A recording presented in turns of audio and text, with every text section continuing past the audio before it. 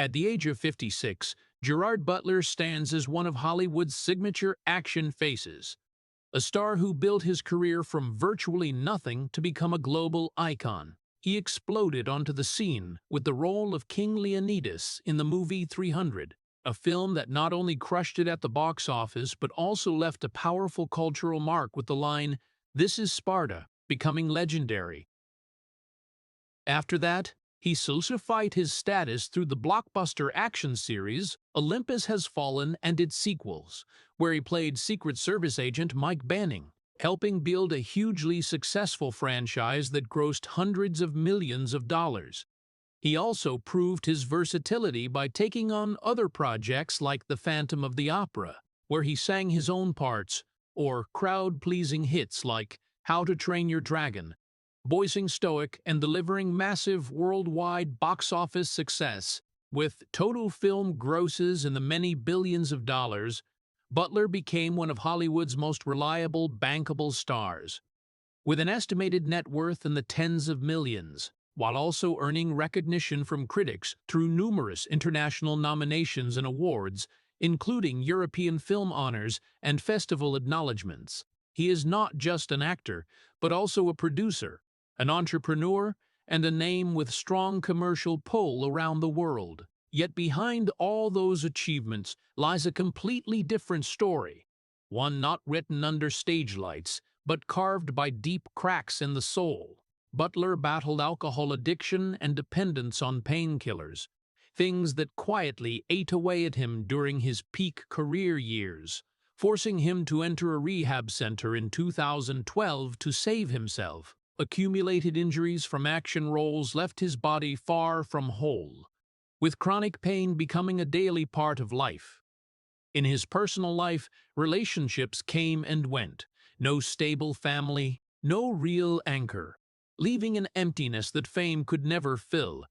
But what makes his story truly worthy of respect is not that he avoided those pains, but that he kept moving forward, carrying it all, still working, still fighting, still standing tall in public, while inside a battle that never ends rages on. Because sometimes willpower isn't about winning, it's about not falling. Even when you never truly heal. If Gerard Butler's story makes you think, please hit subscribe to the channel so you don't miss more emotional journeys like this one. Gerard Butler's childhood wasn't a loud or dramatic beginning, but a long, quiet stretch of silence deep enough to shape the man he would become.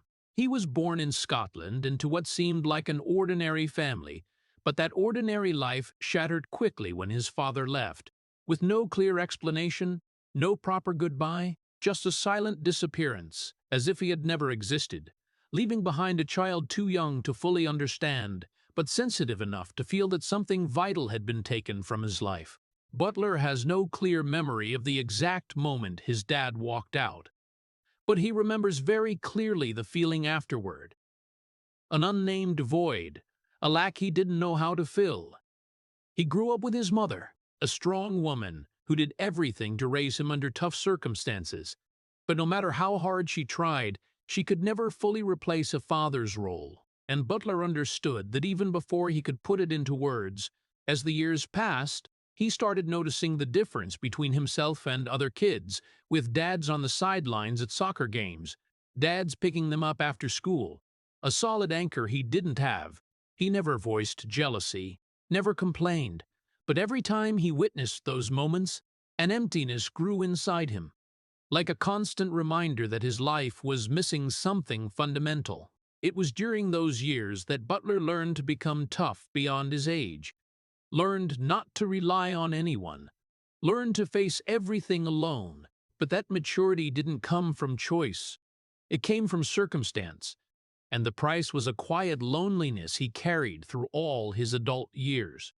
His father's absence wasn't just a memory. It gradually became a deep belief that the people you love can leave you at any moment, that nothing is certain, and that you must always be ready for loss. That belief seeped into every corner of his mind, shaping how he saw himself, making him feel he always had to do more, be better, achieve more, to be worthy of staying, to not be abandoned again. Butler began building a version of himself based on the need for validation, not just from the world, but from the voids in his own past. As if enough success, enough skill, enough worth would finally make the emptiness go away. But what he didn't realize back then was that some wounds can't be healed by accomplishments or recognition, because they don't come from what you gain, they come from what was taken from you too soon. And when he looked around at complete families, at lasting relationships, he didn't just see the difference, he felt it clearly, that he was standing outside something he would never truly belong to. That quiet but persistent feeling became the foundation for every major decision in his life afterward, from how he loved, how he worked, to how he faced himself. Because when a child grows up asking, "Why wasn't I enough for someone to stay?" that question never really goes away. It just changes form, becoming drive, becoming obsession, becoming part of who you are. And for Butler, the journey to becoming a Hollywood star didn't start from ambition, it started from a silent effort. The effort to prove he was worthy of staying, that he was enough, that he was no longer the kid left behind, even though deep down, he never truly believed it. From the emptiness of his childhood, Gerard Butler didn't choose to give up. Instead, he chose to become enough. In a quiet, persistent, almost obsessive way, he entered his school years with a determination not every kid had. Not because he loved studying more than others, but because he believed it was the only path to prove his worth, to fill the sense of lack that had followed him since he was very young. Butler became an outstanding, disciplined, focused student, always at the top of his class, and with every achievement, he didn't just feel pride, he felt himself getting a little closer to that feeling of being enough, a feeling he never truly reached. He got accepted into university, pursuing law, a choice seen as sensible, stable, and respectable in society's eyes. And for Butler, it wasn't just a career, it was a promise that if he followed this path, if he did everything perfectly, maybe he would finally stop feeling incomplete. His university years were filled with discipline and ambition. He studied hard, built the image of a man with a bright future, direction, and control over his life. And from the outside, Butler seemed to have achieved what so many wanted. He was successful. He had goals. He was on the right track. But inside, the story was completely different because every milestone he hit, every goal he completed, brought only a fleeting moment of relief before the emptiness returned. Stronger and clearer, as if nothing he achieved was enough to fill something deep within. Butler began living with a belief he didn't realize was flawed, that a person's value is measured by accomplishments, that love and acceptance must be earned through effort, and that if he kept succeeding, kept pushing forward, one day he would feel enough. That belief became his drive but also his burden, because it meant he never stopped, never allowed himself rest, and, most importantly, never allowed himself to feel satisfied. He compared himself to others, not to compete, but to confirm he was on the right path, that he wasn't being left behind. And every time he saw someone who seemed more complete, more successful, an invisible pressure weighed heavier on his shoulders.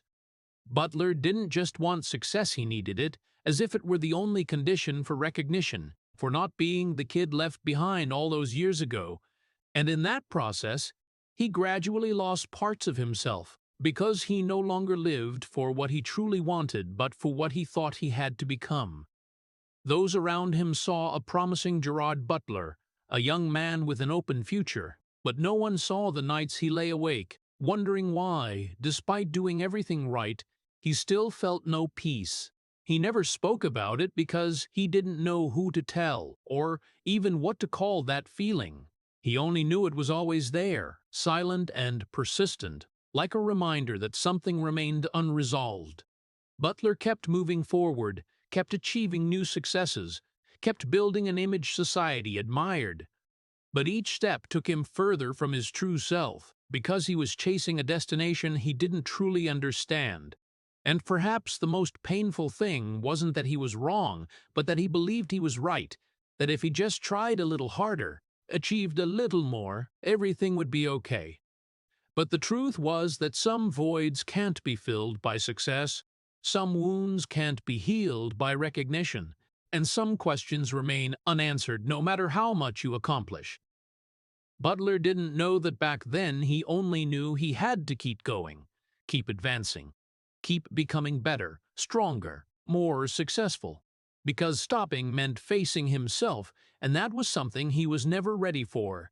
And so he continued living with the belief that one day, when he reached the top, when the world recognized him, he would finally feel enough.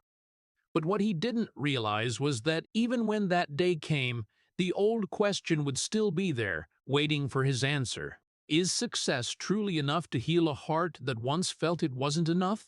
After years of relentlessly trying to prove his worth, Gerard Butler finally stepped into the world he once believed would provide the answers. A prestigious law firm in London, where everything carried the appearance of success: sharp suits, offices lit late into the night, serious meetings, and a clear future stretching ahead. From the outside, it was the dream destination for anyone pursuing law-stable, respected, promising position. And at that moment, Butler seemed to have achieved everything he once thought necessary to feel enough. But the truth was, right from the first days, something felt off. Not because he lacked ability, but because he didn't feel he belonged there. Every morning he woke up, put on the suit, walked into the office looking confident. He felt like he was playing a role written by society's expectations, his family's, and the flawed belief he had nurtured for years. The job demanded focus, precision, and near absolute seriousness. And Butler met all those demands. He worked hard, completed tasks, earned high praise, but inside, a growing emptiness became more and more evident, as if each passing day he was living further from his real self. He began to realize that the success he achieved didn't bring the peace he had hoped for, that walking the right path didn't mean feeling right. The pressure from society and family was always present, not in direct words but in invisible expectations, that he had to keep advancing, become a successful lawyer, build a stable life, prove his earlier efforts weren't meaningless.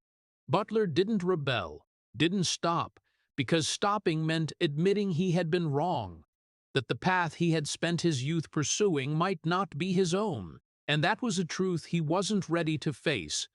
But the harder he tried to adapt, the more trapped he felt, as if he were living a life designed for someone else, not for him. The first signs of inner crisis began to appear.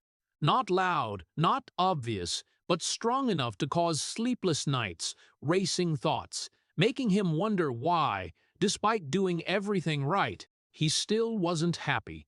Evenings grew longer, silences heavier, and for the first time, Butler began to feel something he had never allowed himself to consider, that maybe, just maybe, he was living a life that wasn't his. But instead of stopping to listen to that feeling, he kept pushing forward, kept working, kept playing the successful man everyone expected, because facing the truth might have been even scarier than living in the mistake. And it was during this period that a silent battle began to form inside him, a battle between the man he was becoming and the man he truly wanted to be, between safety and authenticity, between continuing down the preset path and daring to step off it. Butler didn't yet know this battle would change his entire life. He only knew something was breaking inside, slowly but unstoppable, like an undercurrent that would sooner or later erupt, forcing him to confront the truth he had avoided for so long, that not every success belongs to you. And sometimes the hardest thing isn't achieving a life, but daring to abandon it when you realize it was never truly yours. And then, what Gerard Butler had tried to avoid for so many years finally happened.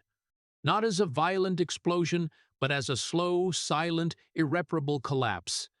The accumulated pressures from work, the endless sleepless nights, the unanswered questions about his life began pushing him toward the easiest escape, Alcohol. At first, it was just a way to unwind after work, a small drink to quiet the non-stop thoughts in his head. But very quickly it became a habit, then a need, then something he couldn't do without if he wanted to keep enduring a life he didn't truly want to live. Each evening, Butler drank a little more, stayed up a little longer, as if the more he drank, the longer he could delay facing the truth that he was lost. And for a while, it seemed to work. Alcohol blurred the emptiness, soothed the pressure, made everything more bearable, even if only temporarily. But the price began to show, first with exhausted mornings, showing up to the office not fully alert, small mistakes in work he had never made before. Butler started losing focus, losing sharpness, and most importantly, losing control over himself. Colleagues who once respected him began noticing the change, suspicious looks replacing trust, and in an environment where perfection was the bare minimum, those cracks couldn't be ignored. He tried to hide it, tried to maintain the image of a man in control.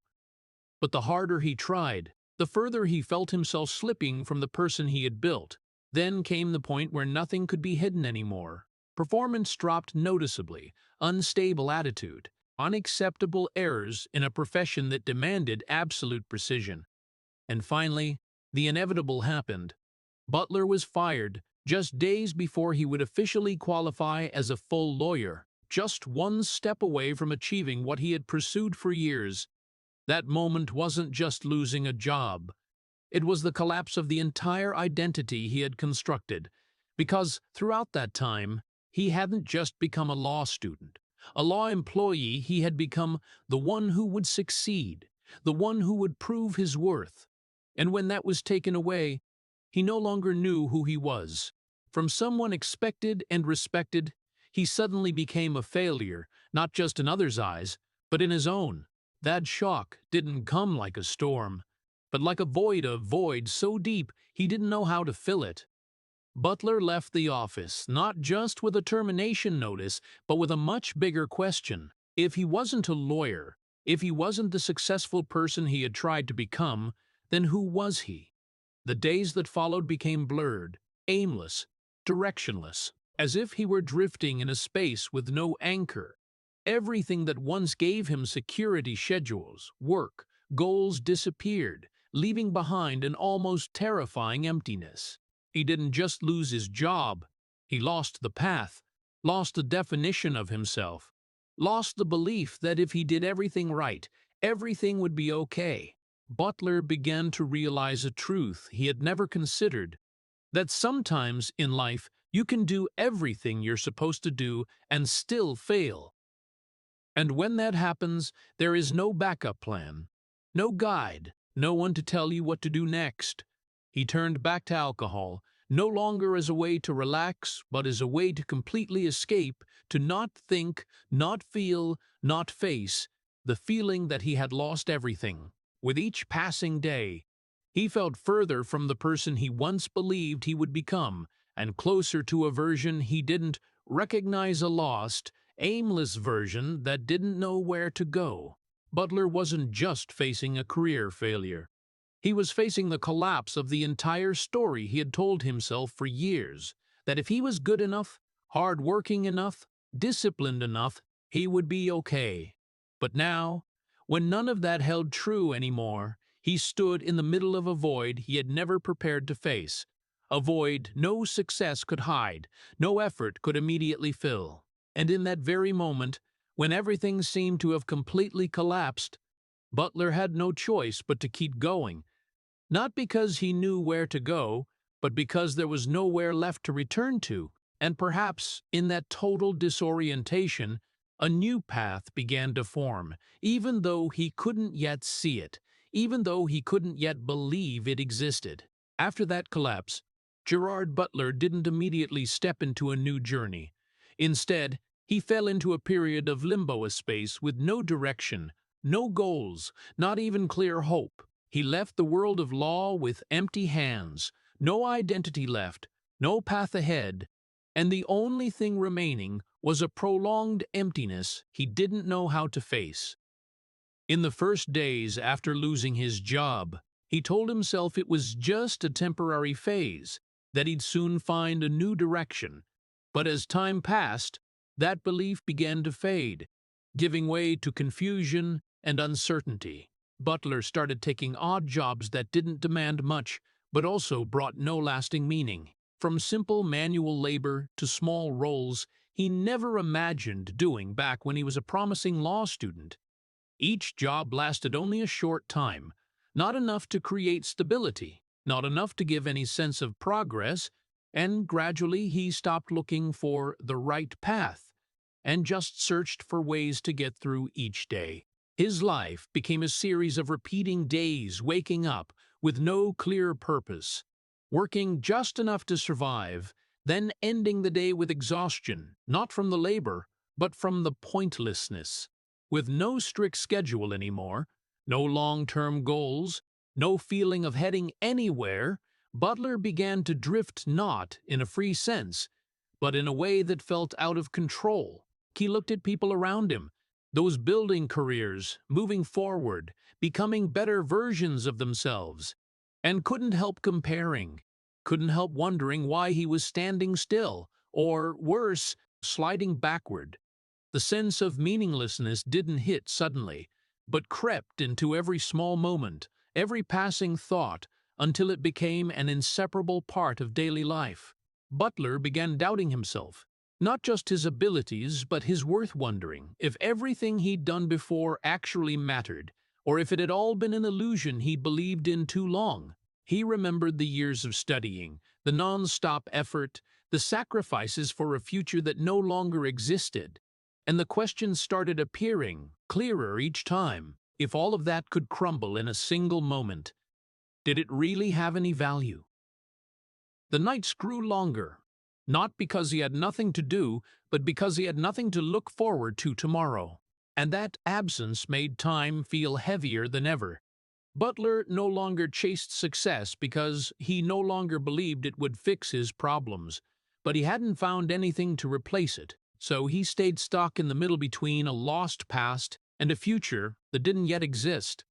Alcohol was still there, like a familiar friend, helping him temporarily forget the thoughts, but at the same time pulling him deeper into a spiral he didn't know how to escape. There were days he told himself he would change, that he would start over. But when that day came, he didn't know where to begin, and that hesitation slowly turned into helplessness. Butler began seeing himself through the lens of failure, no longer the man full of potential, but the one who had squandered his chances, who hadn't held on to what he had, and that belief made it even harder to get back up. The most painful thing wasn't that he had nothing, but that he no longer believed he could become anyone. During that time, his life had no big events, no dramatic moments, just a prolonged quiet, a quiet deep enough to make him wonder if he was even existing, or just passing through. And in that quiet, something dangerous began to form. When a person stops believing in their own value, they stop fighting, stop trying, stop hoping. They just exist. Butler hadn't completely given up, but he was no longer the fighter he once was. He was in the middle, in a place with no clear light, no specific direction. Only one question repeating in his head. If I'm not the person I thought I would become, then who am I?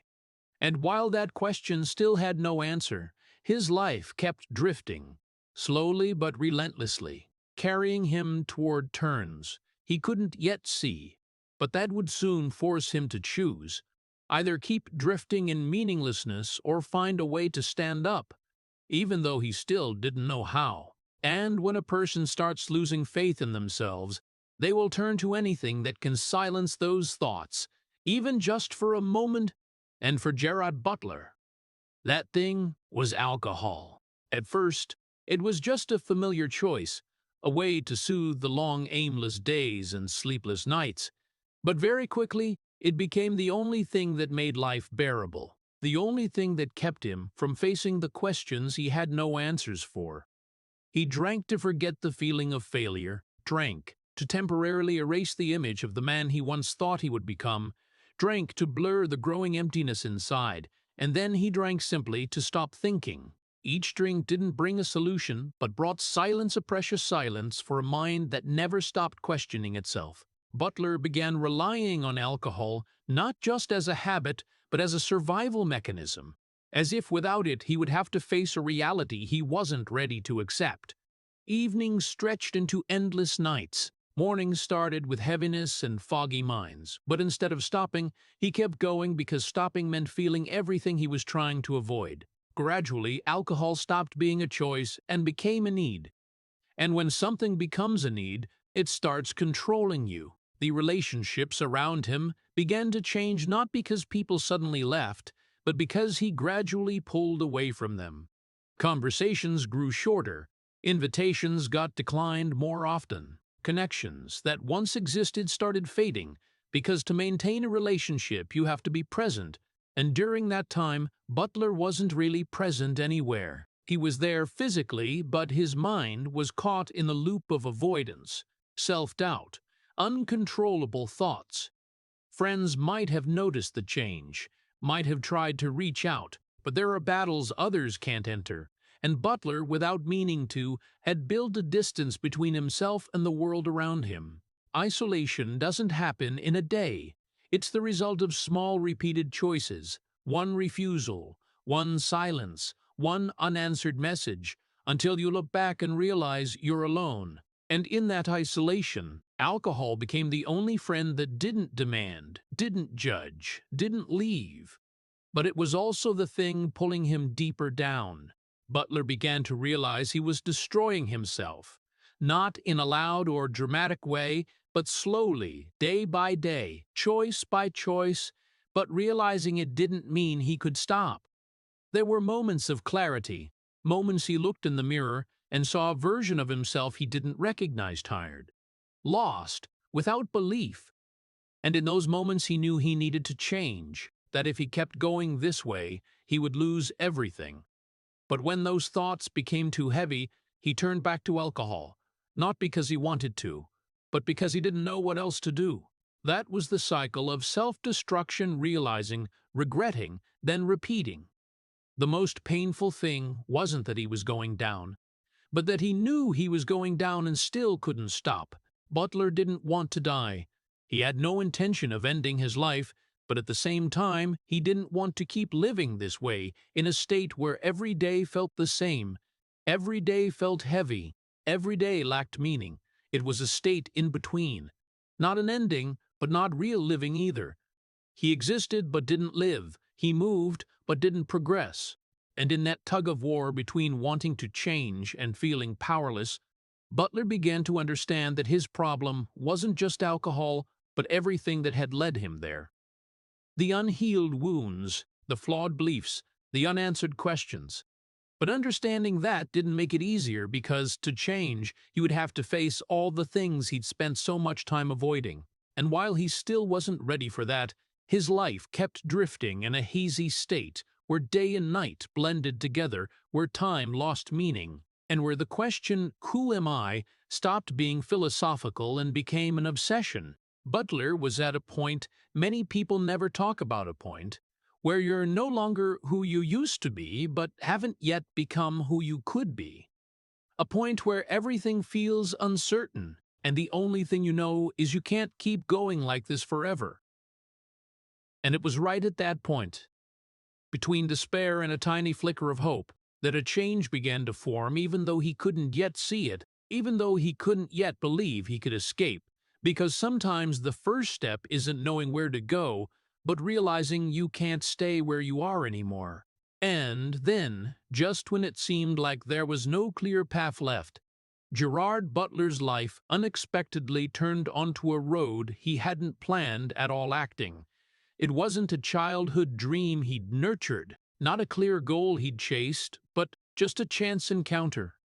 A door that opened when he had almost given up looking for any other doors.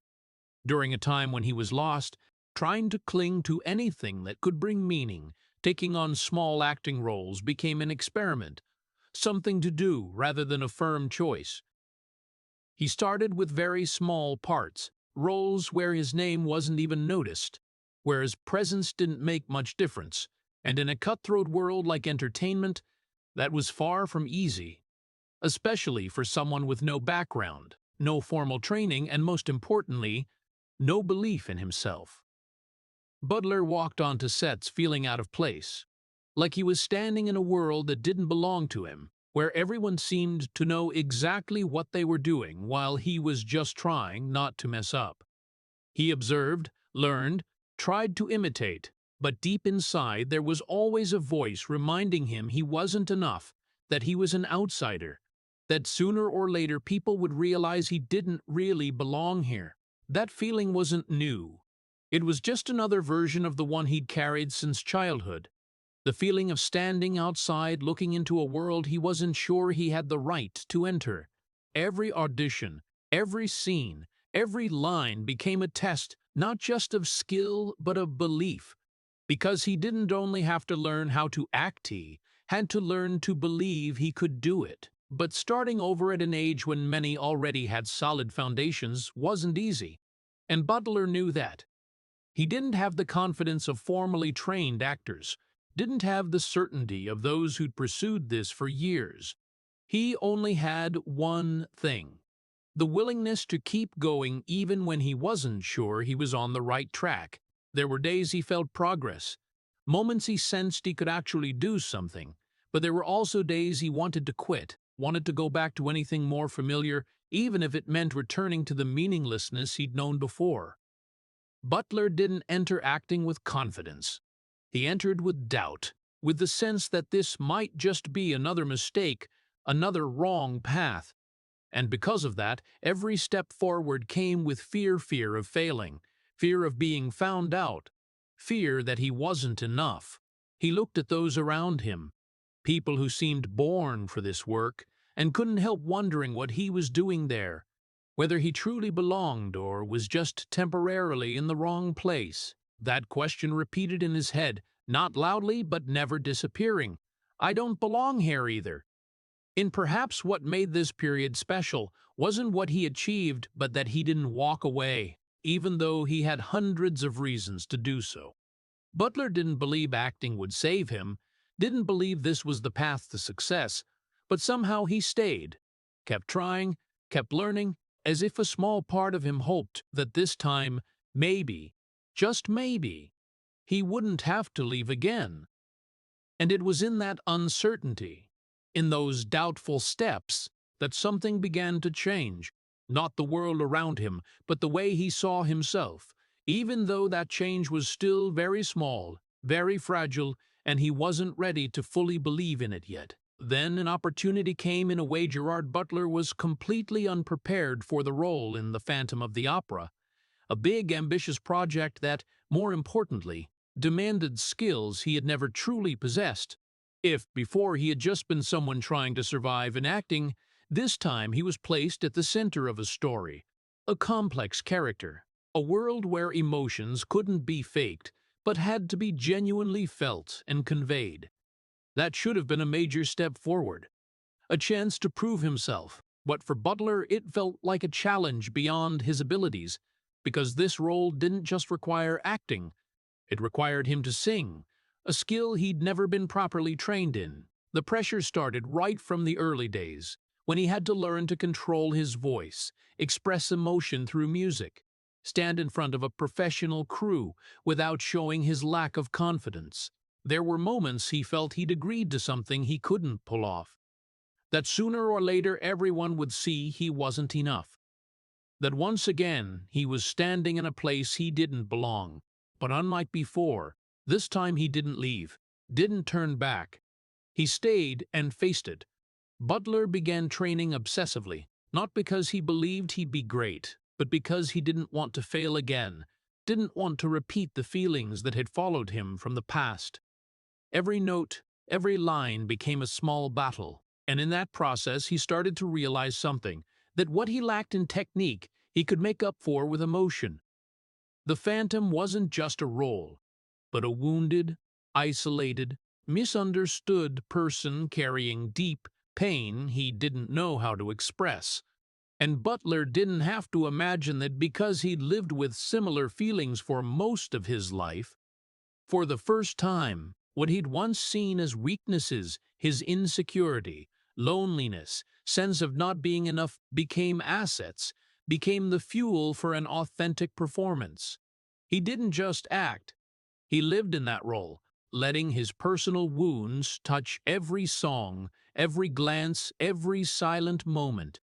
The process wasn't easy. It required him to open parts of himself he'd tried to hide, to face emotions he'd once used alcohol to escape. But that was exactly what made his performance stand out.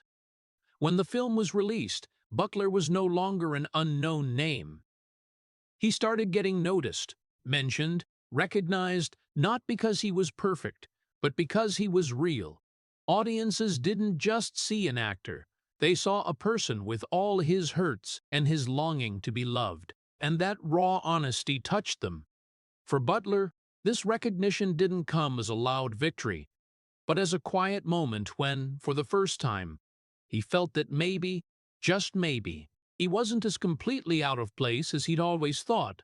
He began to understand that what he'd been through the lost years, the failures, the pain wasn't something to deny, but could become part of something bigger. For the first time, he wasn't trying to escape his past, he was using it, turning it into a tool, turning it into art. That was a small but crucial shift, because it opened up a possibility he'd never considered before. That pain isn't just something to overcome, but can also create value. Butler didn't fully believe it, yet he still had doubts, still had moments of feeling not enough. But this time he had proof, an experience showing that maybe, just maybe, he didn't need to be perfect to matter, that the cracks in him weren't signs of weakness but places where light could come through. And that fragile realization laid the foundation for an even bigger turning point, one he didn't yet know would change his life but was slowly taking shape, bit by bit, from the very things he'd once tried so hard to run from. But if the Phantom of the Opera was the moment Gerard Butler first realized that pain could become strength, then the role in 300 was the real tidal wave that swept him out of the darkness and thrust him into the blinding spotlight of Hollywood, a turning point that didn't just change his career, but changed how the world saw him, and more importantly, how he was forced to see himself. When Butler was cast as King Leonidas, it wasn't just an opportunity. It was a brutal test, both physically and mentally, because this character wasn't merely a king, but a symbol of strength, defiance, a man who never backed down from death. To embody Leonidas, Butler had to go through an almost ruthless training process, pushing his body to limits he'd never reached before, hours every day in the gym, high-intensity workouts, a strict diet, and near-absolute discipline. Every muscle was sculpted not just for a perfect physique, but to create an image convincing enough for a warrior the whole world would believe in. But what few people saw was the price he paid for that transformation, the lingering pains, the accumulated exhaustion, the relentless pressure to maintain an almost impossible standard. Butler wasn't just building a body, he was building an image, an icon that he would later struggle to escape. When the film hit theaters, success came fast and fierce, far beyond expectations, turning Butler from a rising name into a global star, the face of masculine power, a man millions looked at and saw courage, decisiveness, and a near-primitive authority. The line, "This is Sparta," didn't just become the film's signature. It became forever tied to Butler himself, as if he hadn't just played Leonidas but had become him in the public's eyes. But right at that peak moment, when everything seemed to reach its height, a new pressure began to form. The pressure to maintain that image, to keep being the fearless, unbreakable man. Hollywood loves clear archetypes, and Butler was quickly boxed into one: warrior, hero, the man who never falls. The roles that followed reinforced this image, and with each one he moved further into a version of himself the world expected, but that didn't fully reflect who he really was. The irony was that while he was being celebrated as the embodiment of strength, inside he still carried the old wounds, the insecurities, the doubts, the unanswered questions. But now there was no room to show them, because the image he built didn't allow it. Butler began living with a split between the man the world saw and the man he truly was, between the unyielding Leonidas and the man still searching for peace. This pressure didn't come from any one person, but from the very expectations he'd unintentionally created, from audiences, from the industry, and from himself. He didn't just have to act, he had to live as an icon, maintain the facade, prove he deserved the place he'd earned. But no one told him when he stepped into that light that the higher and brighter it gets, the darker the shadow behind it becomes. Butler started feeling the exhaustion more clearly, not just physical, but mental, because sustaining an image that wasn't entirely his own took an energy he couldn't keep up forever. There were moments he wondered if he was living his own life or the life of the character he'd created, if he was truly as strong as everyone thought or just playing a strong man. But those questions had no place in a world that demanded certainty. So he kept going, kept playing the part, kept moving forward, kept becoming what everyone expected. 300 changed everything. It brought him fame, money, recognition. But at the same time, it placed a new burden on his shoulders, an invisible but no less heavy one. He had to always be strong, even when he didn't feel it, and in that contradiction, between the image and the real man, a new battle began to take shape, a battle no longer between failure and success, but between continuing to play the role and daring to be himself. A battle he would face in the years ahead, as the true cost of becoming an icon started to show. But as Gerard Butler's spotlight grew ever brighter, the price his body had to pay began to become painfully clear, not in one dramatic moment, but through every role, every scene, every time he pushed himself beyond limits to uphold the image the world had pinned on him. After the success of 300, Butler was no longer just an actor.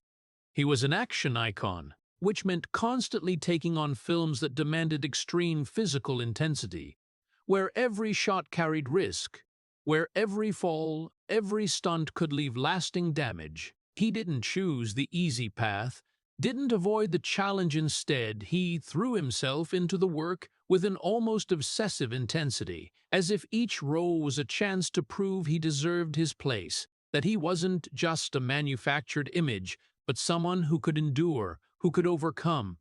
But the human body has limits, and Butler started hitting them sooner than he expected. Injuries stopped being minor incidents he could shrug off and began to accumulate. Persistent back pain, neck pain, joint issues, damage from action scenes that he could once power through but over time became heavier, more constant. There were days he woke up feeling his body no longer belonged to him, as if every part was rebelling, reminding him he'd gone too far. But instead of stopping, he kept going, because stopping wasn't an option in the world he lived in, where the strong image had to be preserved, where weakness had no place. Butler began relying on painkillers, at first just to get through temporary pain, to finish the job, but very quickly it became an indispensable part of daily life, a way to keep his body functioning, to keep playing the man everyone expected. The danger wasn't the use of the drugs, but that he started needing them, not just to work but to feel normal. His body, once the tool that brought him success, now became a burden, something he had to carry, control, fight, every day. There were times he felt trapped inside his own body, a body he'd pushed too far too many times, a body that no longer responded the way it used to, no longer recovered quickly, no longer matched the powerful image he still had to maintain. And in that contradiction between the outward image and the inner reality, a new pressure emerged, no longer the pressure to succeed, but the pressure to pretend everything was still fine. Butler walked red carpets, appeared in public with a smile, with confidence, with the image of an unbreakable man. But no one saw what came after the pains that kept him from sleeping, the moments he relied on pills just to get through a day, The times he wondered how much longer he could keep this up.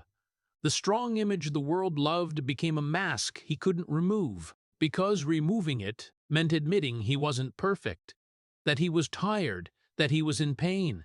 And in a world that doesn't easily accept weakness, Butler chose to keep going, keep enduring, keep moving forward.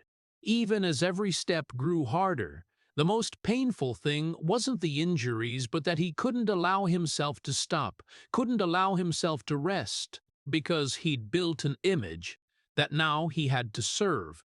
His body started betraying him. Not because it weakened, but because it had been pushed too far for too long and could no longer stay silent. The warning signs grew clearer, the pain more frequent, but Butler kept going because for him stopping meant losing everything he'd built, and so he lived in a state of constant tension between protecting himself and maintaining the image, between listening to his body and ignoring it, between truth and performance. But like every battle, this one had limits too, and Butler began moving closer to a breaking point where he could no longer continue as before. A point where his body and mind would force him to confront a truth he'd avoided for too long, that no one can fight forever without paying a price. And sometimes that price isn't just physical pain, it's who you are. And then, when his body could no longer endure, when the pain could no longer be hidden by willpower or image, Gerard Butler reached a point he'd avoided for so many years, the breaking point. The painkillers that had once been just a temporary fix had now become an indispensable part of his life. Not just to keep working, but to survive, to get through each day without being overwhelmed by physical and emotional agony. At first, he still believed he had control, that this was just a phase, that he could stop any time, but the truth slowly became clearer. He was no longer in control, but being controlled. The pressure from work didn't ease, in fact. The more successful he became, the bigger the expectations, the denser the schedule, and every new role demanded more. Not just in acting, but physically, in presence, in continuing to be the man the world expected. Meanwhile, his body grew weaker. The pain became constant, no longer fleeting moments, but a daily part of life. And to keep going, he had to rely on the pills more often. But the drugs didn't just dull the pain, they blurred emotions, dulled mental clarity. And gradually Butler began losing connection with himself, as if he were living in a half-awake, half-dream state where everything kept happening but nothing felt real. The pressure, the pain, and the mental instability combined into a vortex he couldn't escape, a vortex that pulled him deeper with every passing day. There were rare but powerful moments when he looked at himself and realized this couldn't continue, that if he didn't stop, he would lose everything, not just his career, but himself. And for the first time in many years, Butler didn't choose to push on, he chose to stop. In 2012, he made a decision that to many might look like weakness, but to him was the strongest thing he'd ever done. He entered a rehab center. It wasn't an easy step, not a clear, momentary choice, but the result of a long process of facing the truth he'd tried to avoid. A process that forced him to admit he wasn't okay, that he needed help, that he couldn't handle it all alone. Stepping into rehab wasn't just about stopping the pills. It was about facing himself, all the things he'd hidden, suppressed, avoided for years. No more lights, no more roles, no more image, just him and the thoughts he'd tried to silence. It was an uncomfortable, even painful experience, because facing the truth is always harder than running from it. Butler had to look back at his entire journey, not as a string of successes, but as a series of efforts to fill a void he'd never truly understood. He began to realize his problems didn't start with the injuries, didn't start with work pressure. They started much earlier, from childhood wounds, from the feeling of not being enough, from the need to prove his worth. Everything he'd done, success, fame, the strong image, were just outer shells, ways to hide a deeper truth, that he'd never truly felt enough. And when those shells started cracking, What remained was a man forced to face himself with nowhere left to hide. Butler didn't find answers right away. There was no sudden epiphany, but he began to understand that if he wanted to change, he couldn't just change the outside, he had to start from within. It was a slow, difficult, uncertain process, but for the first time, he didn't run. He stayed, he listened, he faced it. And in that moment, when he accepted he wasn't perfect, that he had problems, that he needed help, something began to change. Not everything, not immediately, but enough to give him a chance. Butler didn't leave rehab as a completely different person, not fully healed, but he left with a new awareness, a truth it had taken him years to grasp, that his problem wasn't his career, wasn't the pressure. It was how he saw himself. And if he didn't change that, no success, no role, no image could save him. And with that awareness, he stepped back out, not as someone who'd won, but as someone finally ready to start over this time. Not to prove anything to the world, but to find a way to make peace with himself. After leaving the rehab center, Gerard Butler carried a new awareness of himself. But that didn't mean everything in his life suddenly became easy, especially when it came to love. If his career had been a turbulent journey with clear milestones, his romantic life was more like a series of incomplete moments, relationships that came and went without leaving a solid foundation. Butler had been linked to many well-known women, names that caught media attention, stories that seemed headed toward something stable, but in the end, they all ended the same way, quietly falling apart. Not because of a lack of feeling, not because of a lack of care, but because of an invisible distance he couldn't bridge, a distance formed long before he entered those relationships. The fear of abandonment, rooted in his childhood, didn't disappear as he grew up. It just changed form, becoming subtler, harder to spot, but still strong enough to shape how he loved. Butler wanted closeness, wanted connection, but at the same time he kept part of himself at a safe distance, as if not fully opening up would protect him from hurt if things ended. And that inner conflict between the desire to bond and the fear of loss made it hard for his relationships to deepen. He could be with someone, share time, share emotions, but there was always a part of him that never fully showed up, a part always ready to pull back, always preparing for the possibility that it wouldn't last. On top of that, his work and lifestyle created major challenges, packed schedules, constant travel, pressure from the entertainment industry, all of it made maintaining a stable relationship harder. When you spend most of your time being the image the world expects, you have less time to be yourself with someone else.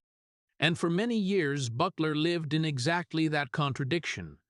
There were relationships he truly wanted to keep, people he truly cared about, but in the end, internal and external factors combined to create cracks that widened. Sometimes it was distance in time, sometimes differences in needs, but deeper down it was that he'd never fully believed he could hold on to a long-term relationship, that he could build something lasting without fearing it would vanish. Butler doesn't talk much about this, doesn't turn it into a public story. But what shows on the outside is enough to reveal one thing, that even though he can succeed in his career, achieve things many dream of, in his personal life he's still searching, still trying to figure out how to love and be loved without being controlled by the past. The result is a clear contrast. A man known and admired by millions, yet when he comes home there's no real anchor, no stable family, no relationship that lasts long enough to become a foundation. And perhaps the most painful thing isn't that he doesn't have those relationships, but that he's had chances, had moments that came so close to it, yet in the end still couldn't hold on. Butler hasn't completely lost faith in love, but he no longer sees it with the simplicity he once did, because he understands that love isn't just emotion. It's the ability to stay, to open up, to face your own fears. And that's exactly what's been hardest for him. While the world keeps seeing him as an icon of strength and success, inside he's still grappling with a question he can't yet answer. How do you hold on to something when you've grown up feeling that everything eventually leaves? And in that question, there's a quiet sadness, an emptiness no achievement can fill, a void he's still learning to face, day by day. And then, after all the roles, all the successes, all the relationships that came and went, Gerard Butler's current life emerges as a complete picture of what the world calls making it. Wealthy, famous, recognized, known by millions, but at the same time a picture missing the things he's searched for his entire life. He lives in beautiful homes, moves between major cities, appears on red carpets where the lights never go out. But when all of that ends, when the applause dies down, when the crowds leave, what's left is silence, a silence no one else sees but one he faces every day.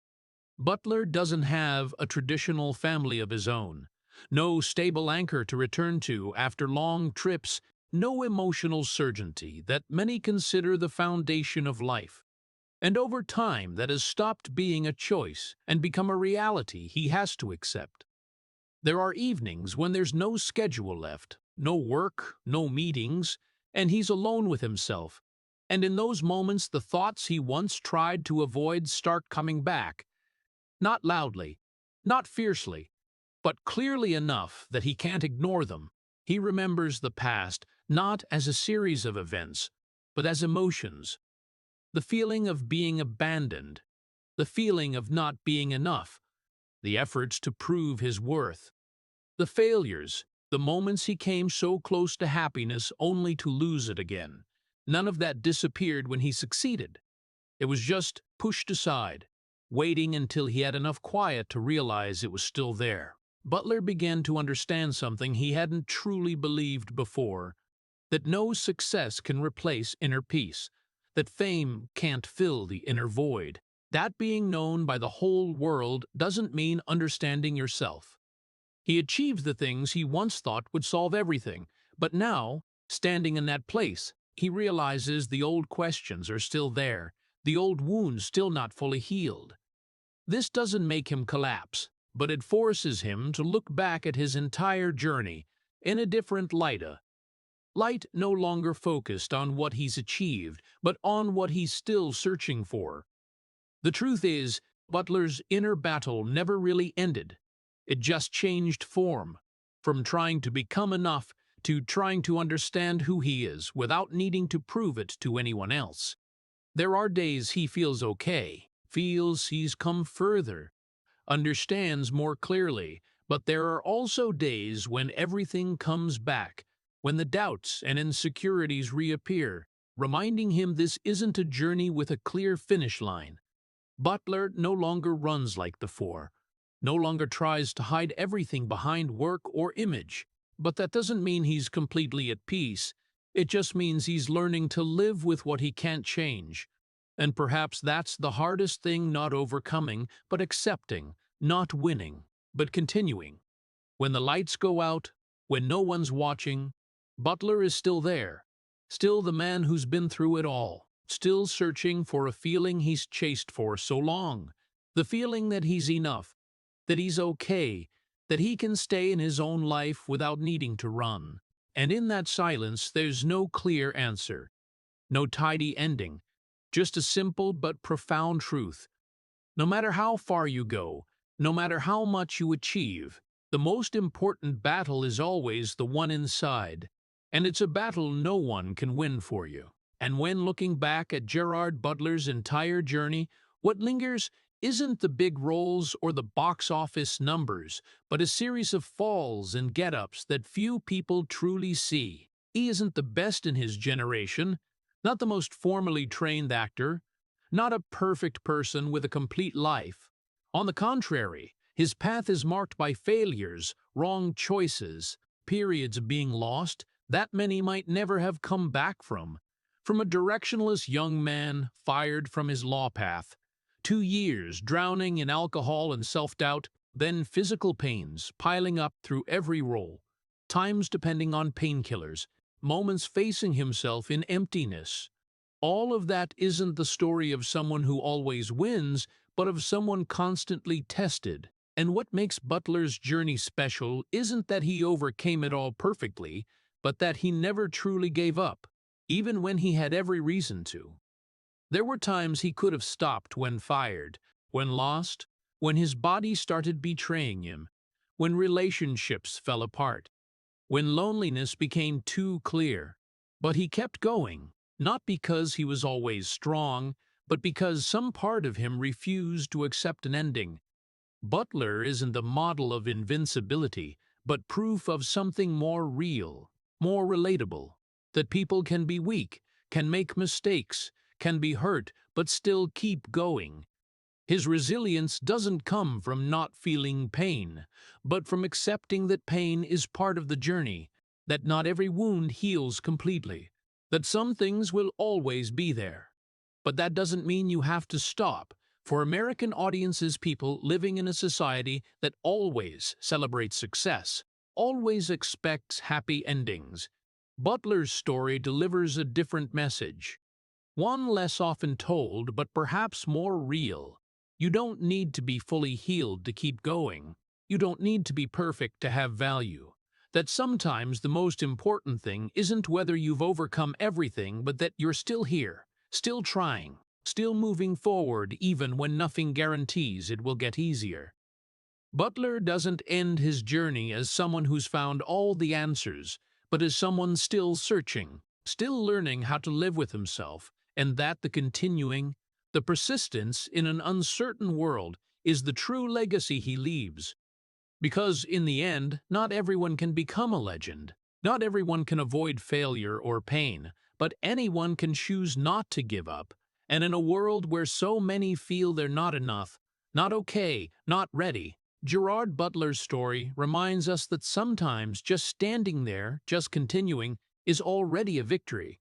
The story of Gerard Butler isn't a glorious triumph, it's a poignant record of the cost of persistence in a world that always demands people be strong. What hurts isn't the obvious failures like being fired from law or the years lost to alcohol, but the fact that even after achieving success with big roles and blockbuster films, the inner wounds never went away.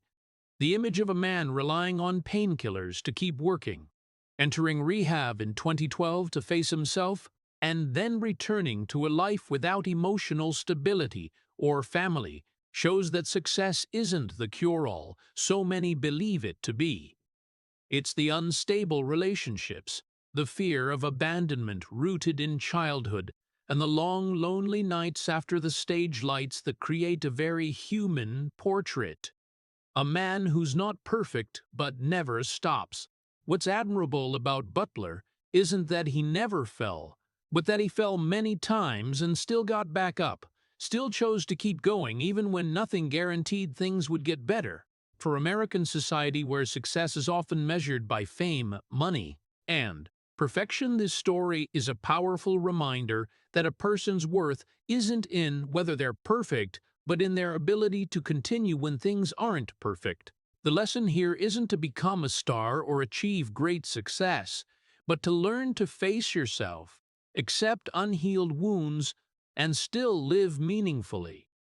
Because sometimes, as Butler has shown, the bravest thing isn't winning, it's not giving up even when you're still hurting.